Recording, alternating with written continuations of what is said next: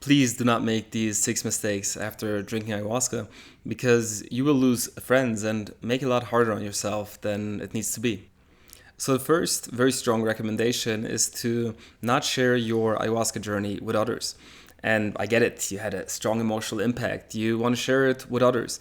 But the truth is, they haven't made the experience that you made. They most likely haven't even made a similar experience, and it's going to be very foreign for them. It's going to be very difficult for them to understand what you went through and to understand what you understand. And to be honest, a lot of times even people can interpret things onto your journey and share that with you, and then you might even take that for yourself as well.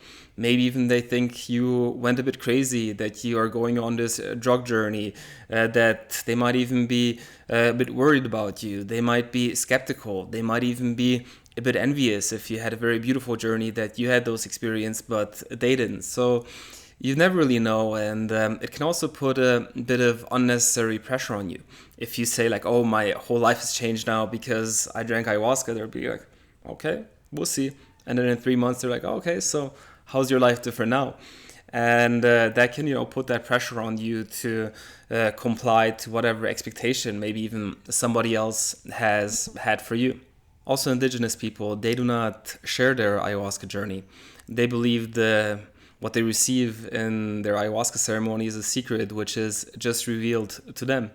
And I see a lot of value in that. Also, I think it's a bit different if you have that cultural heritage, if if you've been drinking ayahuasca your entire life, you live in the Amazon, then a software developer drinking ayahuasca for the first time, there might be some things to unpack there. But it's also very important who you talk to, and I see a lot of wisdom in the way the indigenous approach it. So when I started drinking ayahuasca, I didn't tell my parents because I thought they would probably be worried, be thinking, what is Oliver doing now, or what's wrong with his life that he feels like he needs to go on doing these drugs or whatever.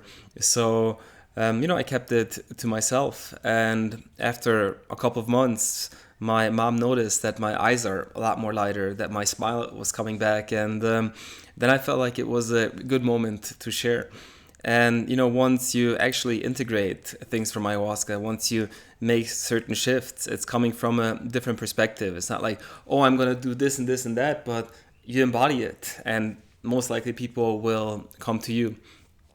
Also, in a way I see it, it's a bit like talking about your goals. When you talk about your goals, you exert a lot of energy just by talking about them, or you can just take that energy and actually put it into accomplishing your goals, and then people will see what you had in mind in the first place. So, first recommendation, do not share your ayahuasca journey. Keep it for yourself, keep that light within, and transform your life first.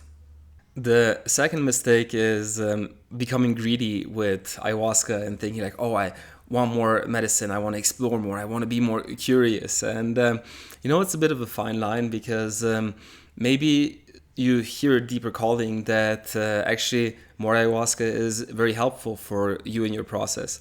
But it can also come from that sense of wonder to like keep on going and explore this mystery or whatever. And for me, one of the big changes that happened for me in my ayahuasca journey was when I stopped looking for, that mystical experience, but honestly just create that harmony within. And the more I feel that harmony within, the more I improve the relationship with myself. That's going to reflect in my romantic relationship, in my relationship with my family, in my relationship with work, relationship with money, relationship with the environment, all that kind of stuff. So, don't have that same mechanism of consumerism, more with ayahuasca. It's okay. You can go to multiple ceremonies, even multiple retreats, but make sure it's coming from a place of humility, a place of respect, and not that consumerism, more. So the third mistake I see people make, and I made it myself as well, is to think that ayahuasca is for everybody. You do not become a disciple of ayahuasca and trying to prescribe ayahuasca to everybody who opens up to you, shares a problem with you, and like, you need ayahuasca. Like, take a step back, relax. And for me, I was a bit difficult because I saw changes in myself, changes in other people who have joined retreats, ceremonies, and saw the change in them. And then when somebody came with a similar problem, I was just like, oh, you need ayahuasca. But in the end, also only because for individual A, ayahuasca has helped them with a certain problem.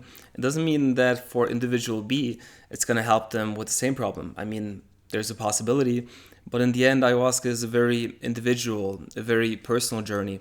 And deep down, that person, when they hear about ayahuasca, when they're exposed to this type of information, they will feel inside if that's something that they should go after, or if that's something where they're not ready to go there. And really respect people in their journey. Do not think ayahuasca is for everybody, that everybody now needs to go on this healing journey just because you're on this healing journey. So tone it down a bit. So the next mistake that is easy to fall into is to think you are better or superior because you're drinking ayahuasca, you're on this healing journey. And I understand, it takes a lot of courage to drink ayahuasca. It's not easy to confront those aspects of ourselves that we have suppressed for a long time. And most people are not ready to go there. And it's okay. And it also doesn't mean that you're a better person than them, even if they just watch TV and eat junk food. And it can, develop that certain level of arrogance that, I'm doing something for myself and they're not, and they're these sheep walking around unconsciously or whatever. But the truth is, if you feel superior to somebody, in most cases it's coming from ego. It's also coming from a place of inferiority, that you feel like you need to put up that shield or whatever it is. So take a look into that if you are ready for that. Also, this idea that you're superior to others because you drink ayahuasca also puts a bit of like that cult-like vibe, atmosphere on the whole thing. And I can emphasize with people who do not drink ayahuasca and then see one of their friends join a ceremony, and now he comes back and thinks he's an enlightened guru and better than they are, or whatever. And so don't be that person. I mean, in the end, we are all looking, searching for healing, liberation, to let go of things that hold us down. And it's amazing that you found ayahuasca and it's working for you, but keep that humility in your heart. And only because you drink ayahuasca doesn't mean anything that you're better than others. Another observation that I make is that after people drink ayahuasca, they might be like, oh, I want to try a lot of other medicines. Ayahuasca is a master plant. In a way, it knows you better than you know yourself. And there's not just ayahuasca, there is a lot of other plants of vision, plants of power, whether it's peyote, San Pedro, yopo, mushrooms, vilca, there's a lot of other, bufo, there's a lot of other medicines out there which can be very powerful. And, I wish that, everybody finds their own medicine. Of course, it's also important to remember that in the end, you are the medicine.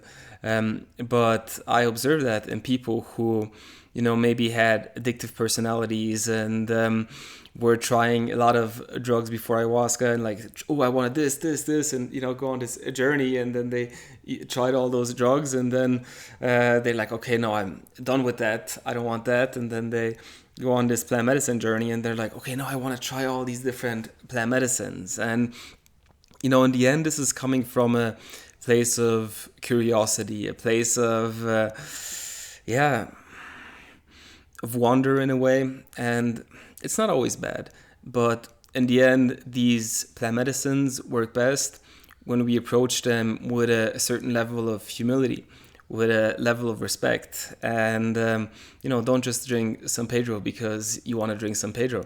And you want to try it out. Like, there should be a deeper level of calling that you feel for yourself to connect with those medicines. For example, there's a big difference if you want to take some mushrooms because you feel a level of anxiety, a level of depression, and you want to alleviate from that, or if you want to just take a hero dose of mushrooms to see wherever it will take you.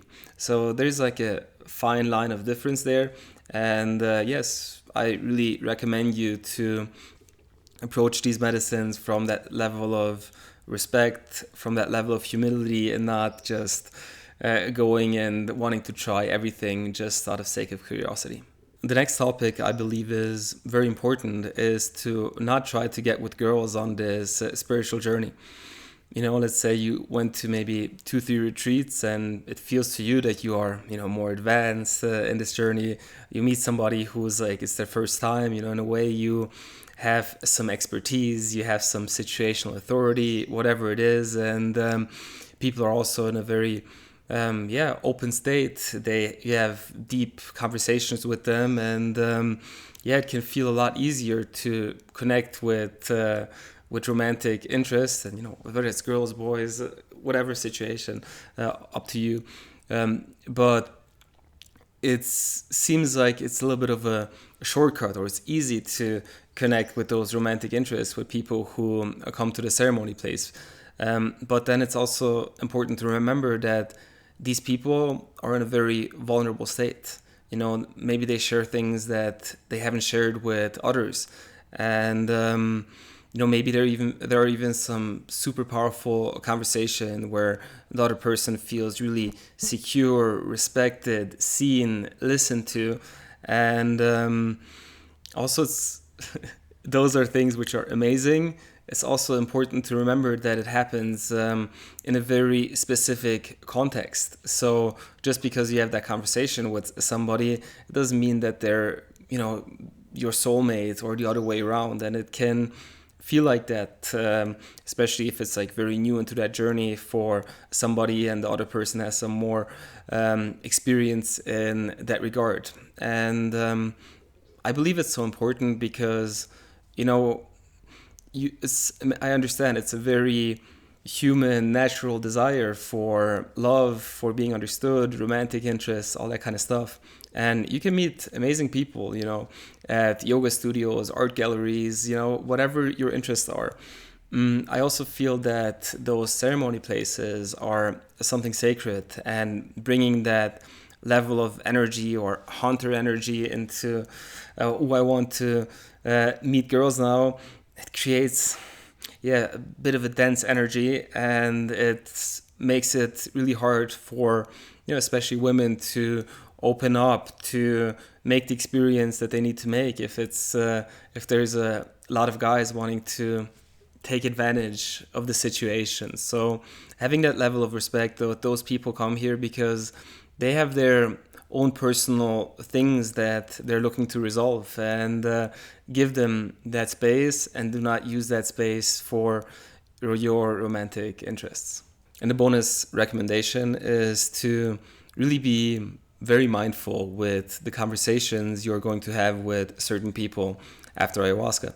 I think it's very good to talk with family members, friends about the elephant in the room, things that have impacted the relationship possibly in a negative way, to start resolving that. At the same time, there's also a way to have that conversation. I will make a separate video about that, because if you just dump all of your shit on the other person and expect things to change, it's most likely going to have the opposite effect. They're going to be repelled by it, understand that they are on their own healing journey. But like I said, it's a big topic of conversation. I make a separate video about it. So if you enjoy this video and you feel like it can be helpful for others, like this video so it reaches out, subscribe, add a comment on what you're struggling with after ayahuasca, or maybe mistakes that you have made on your journey. Also, if you feel like you need some support in the whole integration process, hit me up. I have group programs, one-on-one programs for that as well. And if you hear the calling for ayahuasca, shoot me a message too. And I'm really looking forward to your healing journey, whether it's with here or somewhere else. All the best to you.